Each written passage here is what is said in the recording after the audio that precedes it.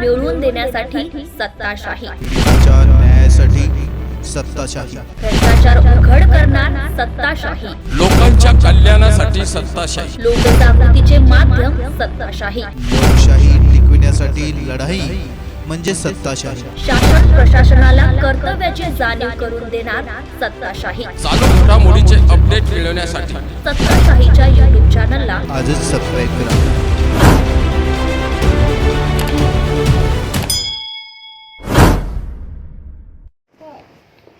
करोडपती अधिक रोडपती बरोबर समान अधिकार या तत्वावर लोकसभा निवडणूक लढण्याचा सामाजिक संघटनेचा निर्णय.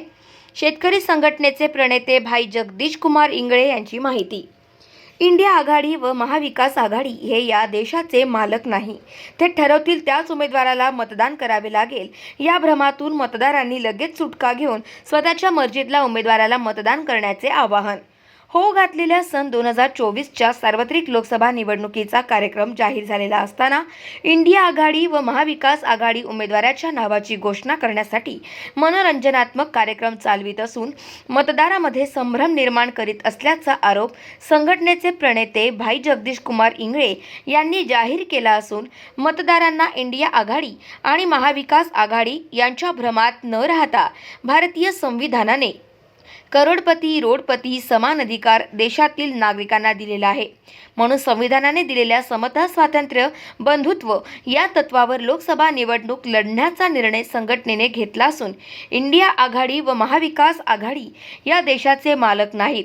ते जो उमेदवार ठरवतील त्याच उमेदवाराला मतदान करावे लागेल हा चुकीचा भ्रम असून मतदारांना ते संभ्रमात पाडत आहे. म्हणून मतदाराने कोणत्याही संभ्रमात न राहता स्वतःच्या मर्जीतल्या उमेदवाराला मतदान करण्याचे आवाहन भाई इंगळे यांनी केले आहे.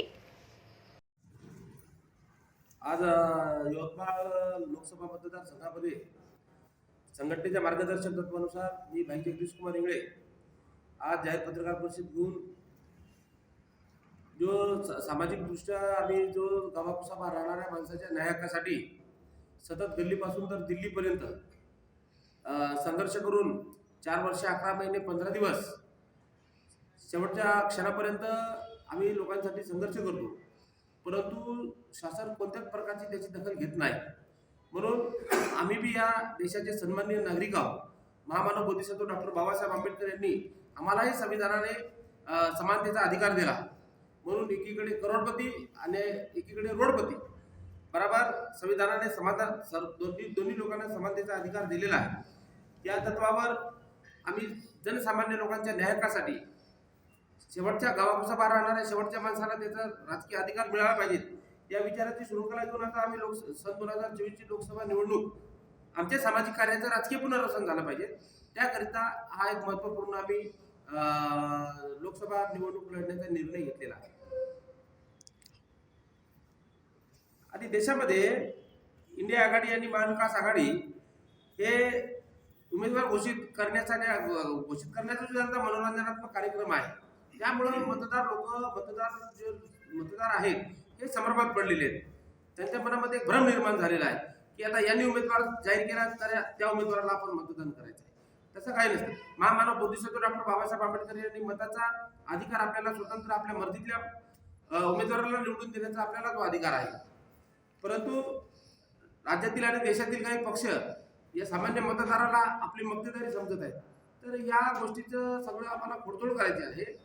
जेवढा राष्ट्रपतीला अधिकार आहे तेवढाच आमच्या गावाकुसाबाहेर राहणाऱ्या मोलमजुरी करणाऱ्या महिलेला सुद्धा अधिकार आहे. तर मी भाई जगदीश कुमार इंगळे, केंद्रीय कार्याध्यक्ष दलित पॅंथर, संस्थापक अध्यक्ष बिगर सातबारा शेतकरी संघटना. आणि यापूर्वी महाराष्ट्रामध्ये महाविकास आघाडी सरकारची युती असताना मतदारांनी भरघोस मतांनी त्यांच्या जाहीरनाम्यावर आणि कर्तृत्वावर विश्वास ठेवून भरघोस मतांनी त्यांना निवडून दिलेले आहे. परंतु निवडून आल्याच्या नंतर सत्तेसाठी हपापलेल्या काही राज्यकर्त्यांनी सत्तेत सहभागी होण्यासाठी या पक्षातून त्या पक्षात जाऊन गटतट निर्माण करून राजकारणाचा सगळा सत्यानाश केलेला आहे. त्यामुळं जे काही 2019च्या निवडणुकीत आपल्याला जे चित्र पाहायला मिळालेलं आहे, मतदारांनी निवडून द्यायचं, मतदारांनी तिथं निवडून द्यायचं विधानसभेत, नंतर सत्तेसाठी मागच्या वेळेस गुवाहाटीला दौरा काढला, त्या दौऱ्याच्या निमित्तानं जनतेचा करोडो रुपयाचा चुराडा करून त्यांनी पुन्हा सत्ता परिवर्तन केलं. म्हणजे महाराष्ट्रामध्ये 5 वर्षात 3दा सत्ता परिवर्तन झालेलं आहे. मग 3दा सत्ता परिवर्तन जर होत असेल म्हणजे मतदाराच्या भरोश्यावर तुम्ही निवडून जायचं. निवडून गेल्याच्या नंतर मतदाराच्या भावनाशी, मतदाराच्या समस्याशी त्या निवडून गेलेल्या लोकांना काही घेणं देणं नाही. मग आपल्या पद्धतीनं त्यांना त्यांच्या सोयीनुसार राजकारण करण्याचं. तर या गोष्टीला सगळा मतदार कंटाळलेला आहे. कोणत्याच राजकीय पक्षावर आता त्यांचा विश्वास राहिलेला नाही आहे. म्हणजे या देशामध्ये सत्ताधारी पक्षावर अंकुश ठेवण्यासाठी प्रबळ विरोधी पक्ष पाहिजे, परंतु 5 वर्षात 2 विरोधी पक्ष नेते झाले महाराष्ट्रामध्ये.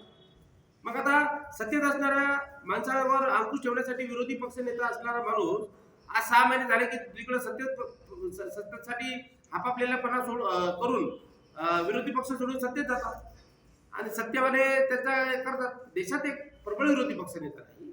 त्यामुळं सामान्य माणसाचा जो प्रश्न आहे हा प्रश्न ऐरणीवर आणण्यासाठी इथं कोणता प्रबळ विरोधी पक्ष नेता नसल्यामुळं नेमका जनतेचा विश्वास ठेवायचा कोणावर हा एक मोठा प्रश्न निर्माण झालेला आहे. म्हणून आमच्यासारख्या सामाजिक कार्य करणाऱ्या लोकांना आम्हाला सुद्धा इथं निवडणूक लढण्याचा अधिकार बाबासाहेबांना संविधानातून दिलेला आहे.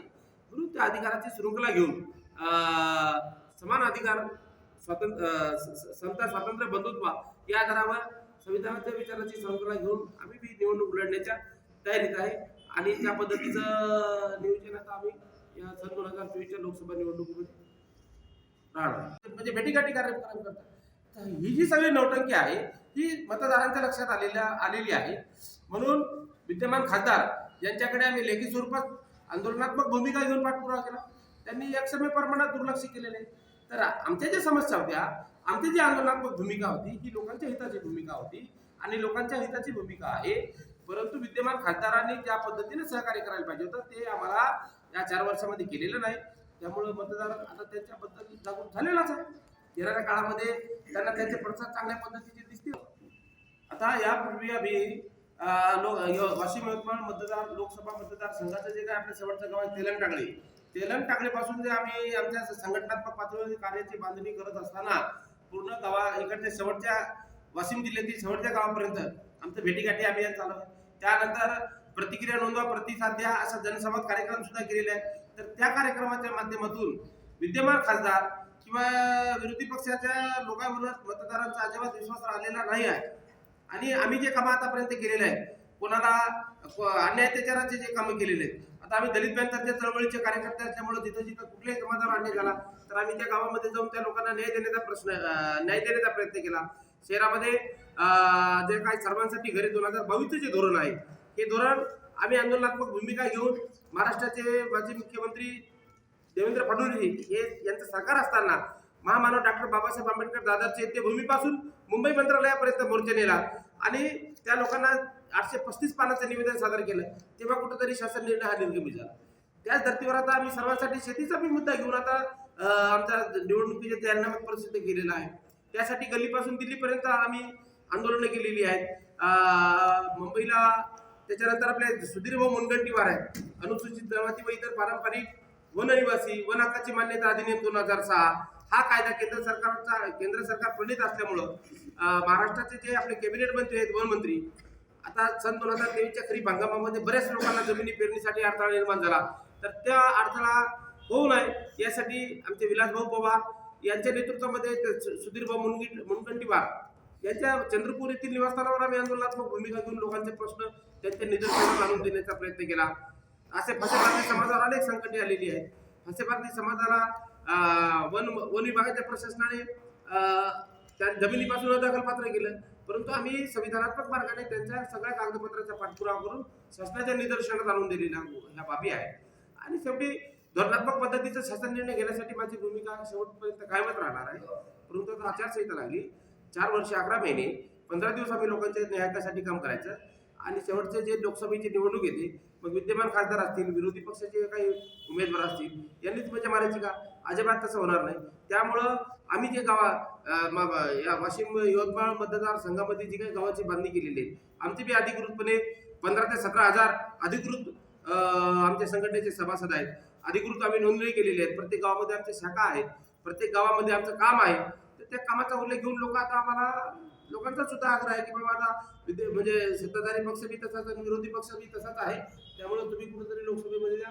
लोकांनी आम्हाला हिंमत दिली, लोकांनी आम्हाला ऊर्जा दिली, त्यामुळं ह्या सगळे कार्यक्रम आम्ही घोषित केलेले आहेत.